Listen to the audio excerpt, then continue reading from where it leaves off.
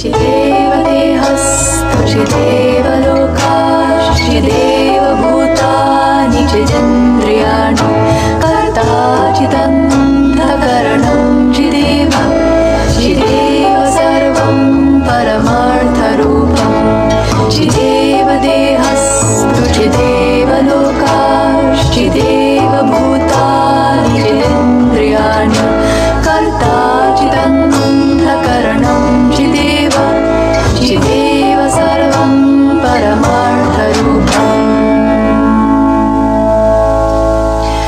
As a human I live in a body made of flesh, bones and blood of the earth. There's a fire and water within me and the air that I breathe of the world.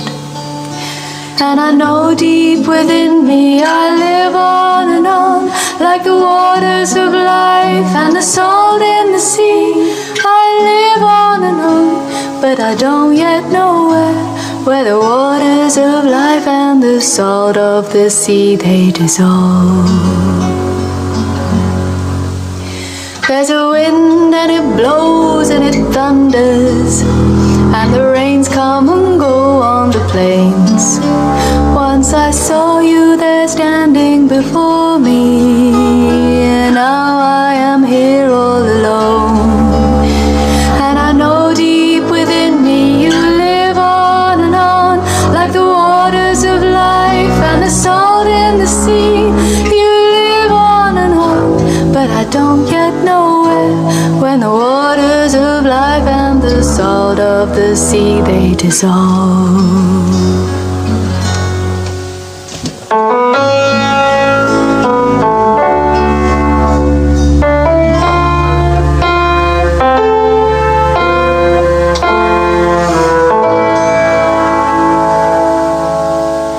When I die while you're alive, where am I?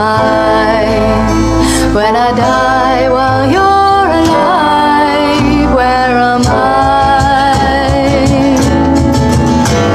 Chideva dehastha chideva lokash chideva bhutani chidendriyani karta chidanta karanam chideva chideva sarvam paramartha rupam.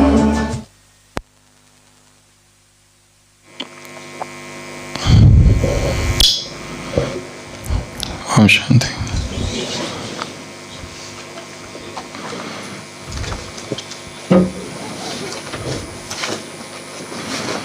There was a Zen master, but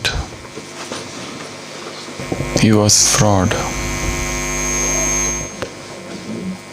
and he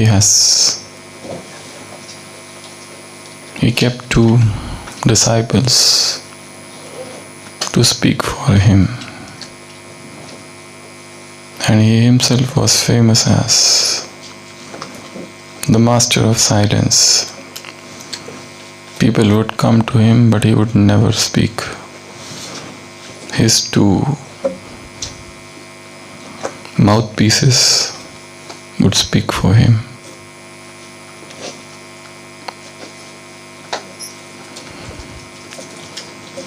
When his two disciples were out somewhere, a seeker came into the monastery, a newcomer, a spiritual pilgrim, and seeing the master sitting, he approached him and he asked few questions. Actually, this has not happened before. The master was always surrounded by his two disciples, but now the disciples were not there, and it is a situation of danger for the master. The seeker came and asked, "Master, what is truth?" And the master was afraid. He started looking here and there. right and left. The second question was,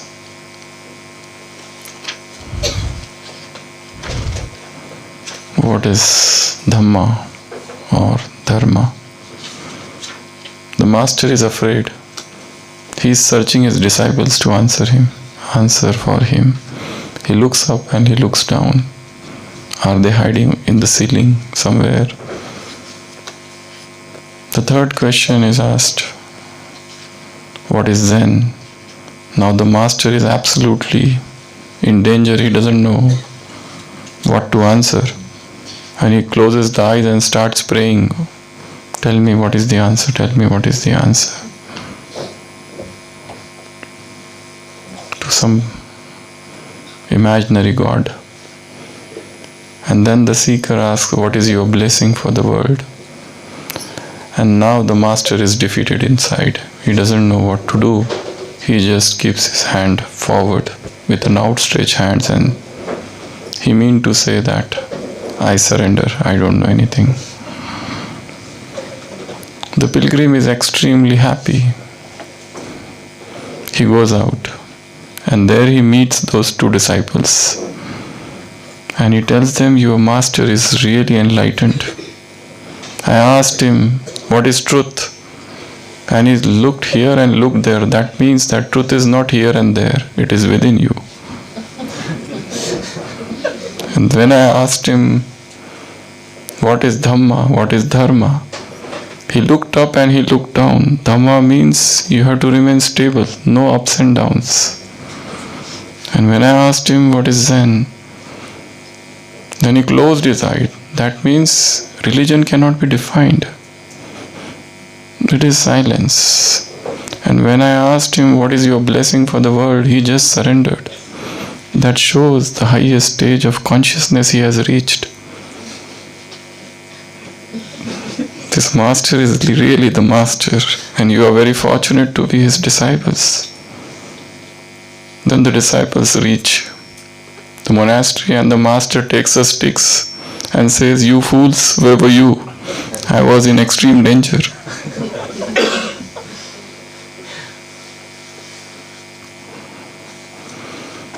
So silence, even if it is pretended, it is assumed, even if it's a show off, even if it is to deceive someone, it does work. And silence, in fact, is one of the greatest spiritual powers. The highest manifestation of power is to become calm.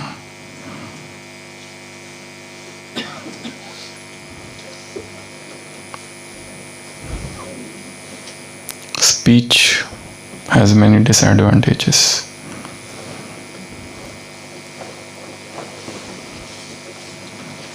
Silence is supreme.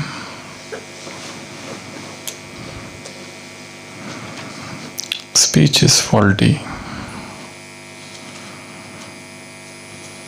Silence is introversion. Speech takes you away from yourself.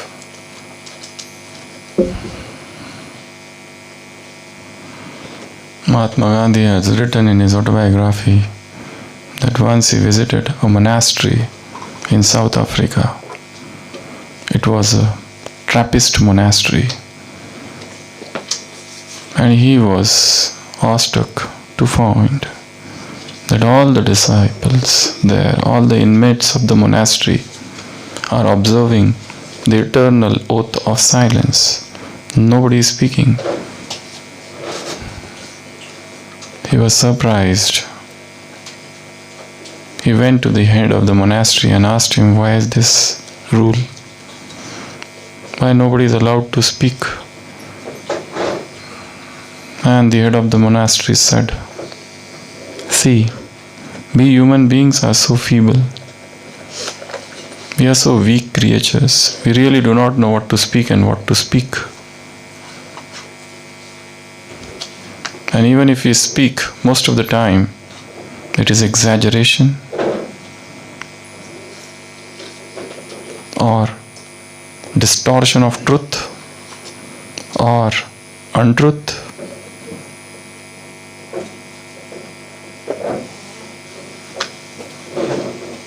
So when we really do not know what to speak, and even while speaking, we do not say what is there in our mind, but we speak in order to please somebody. We speak in order to defend ourselves. We speak because there is emptiness within. The head of the monastery says, is it not better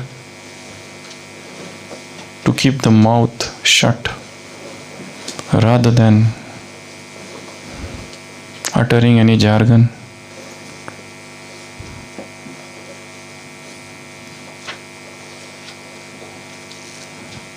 And the votary of truth should be the man of silence. So today's Murli explores the power of silence. Baba has given two practices in this Murli. The one is silence, that will lead to the generation of pure thoughts, Sankalpa Shakti. And second is to make the line clear.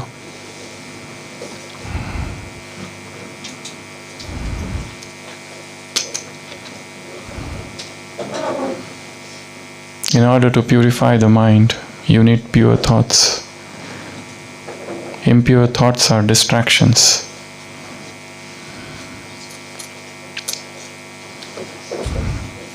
The entire journey of spirituality is the journey of self-purification, where we understand the deeper layers of our thoughts, emotions,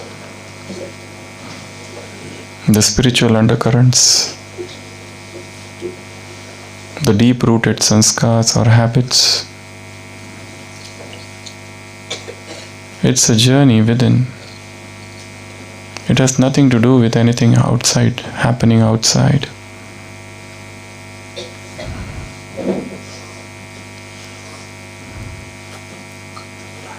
It is not something that we run and we achieve. It's something that we go within and try to understand ourselves. How do we react in particular situation? How do we take decisions in life? Or we are always in the state of limbo, indecision, to do or not to do, to be or not to be. What? So, these are the two practices to make the line clear. The line of the intellect should become clear, pure. And that will happen with pure thoughts. And that will happen with churning, that will happen with silence, and that will happen with solitude. And that will happen when we dive deep within ourselves.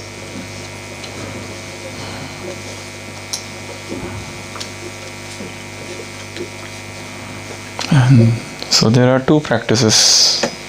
One is to line clear, and second is to observe silence. Silence is vrat and observance people have done all the time. And really, it's very powerful.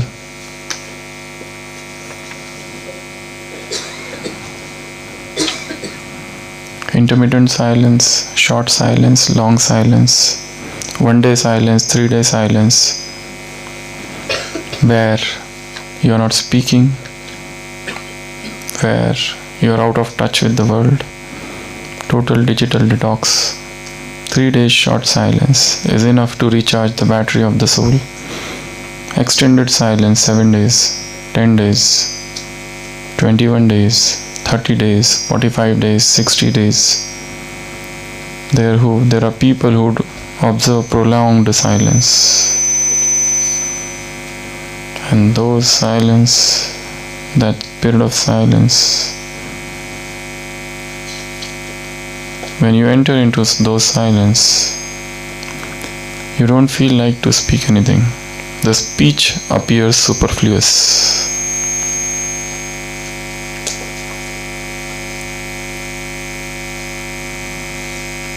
These are the two practices, and then Baba has described what is the last stage, how it will be like.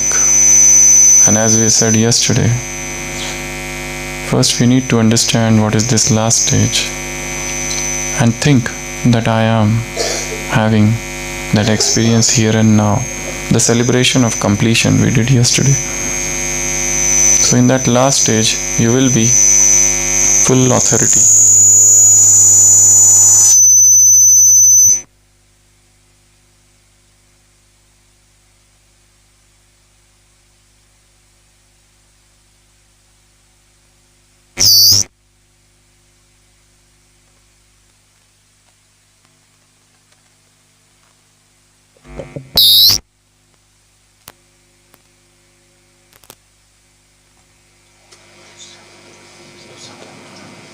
The mic doesn't want to speak.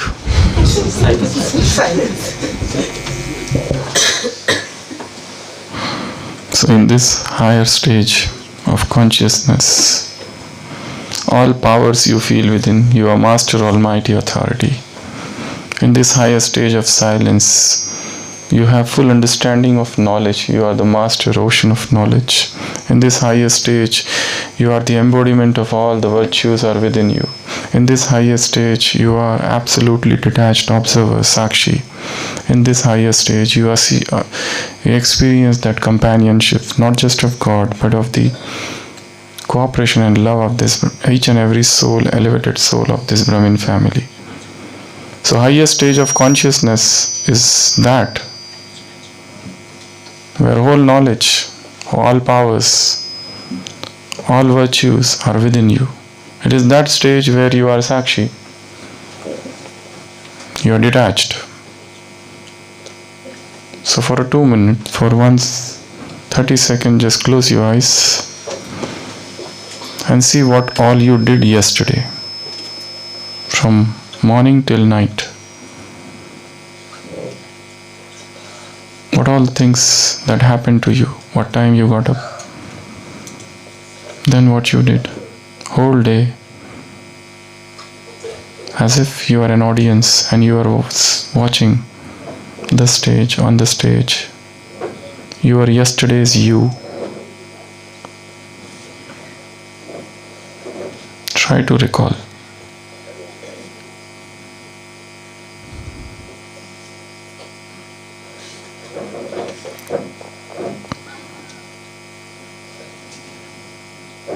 People you met, circumstances that came, events that happened.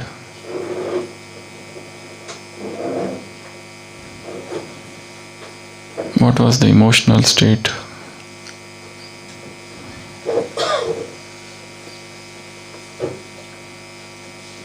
Everything. Come back. So in order to develop this Sakshi, one of the practices is to try to recall what happened and see it as a detached observer. 1. Second, observe the breath and watch it as a detached observer. 3rd, observe the sensations which are on your body and observe them as a detached observer. Next, to observe the people who are with you, your colleagues, your seniors, your juniors, and they have their different sanskars, this different personalities, the ups and downs. Somebody hurts you, somebody insults you, somebody irritates you, somebody agitates you. You react sometimes, sometimes you respond. What makes you to react? What makes you to respond? What things hurt the ego?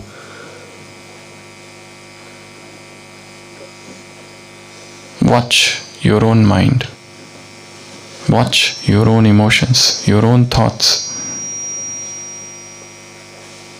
And that work can be done at Amrit Vela. Seeing everything as detached observer. And most importantly, your own self. So he will be detached observer. He will have divine drishti, he will have divine buddhi, intellect. He will have that divine smriti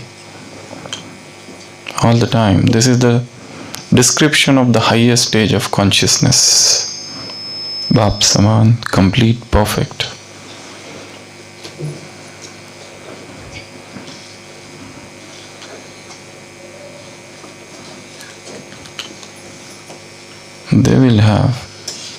They will speak the language of sankalp, thought.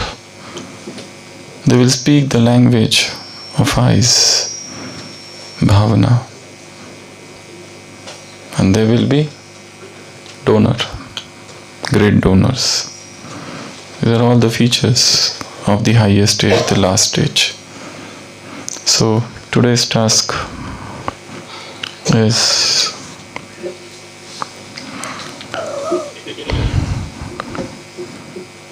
you create a sankalpa challenge where you create an elevated thought in your mind and see how it works. Bring testimonials of sankalpa power. Elevated thought will lead to success. See the practical application of it. And you can create an artistic expression of the highest stages of consciousness like these two. Or rather this one, Sakshi.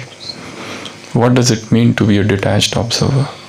Does it mean that somebody is getting hurt and somebody is beating somebody and you don't do anything and there is an injustice rampant outside and you are just sitting? What exactly is this detached observership?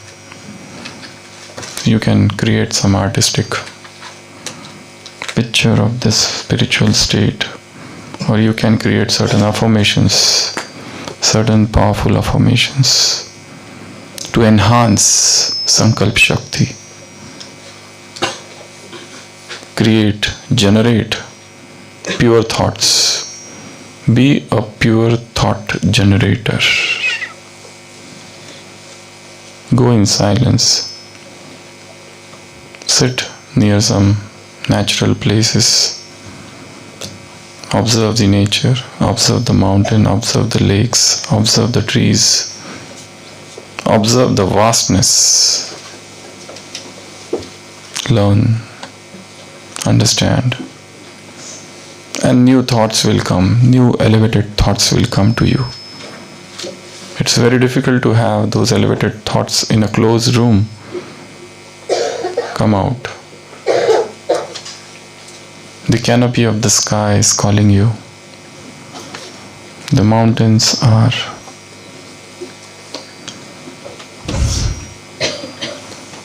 signaling you. Go and sit in the lap of nature and drink the nectar of pure thoughts. Om Shanti.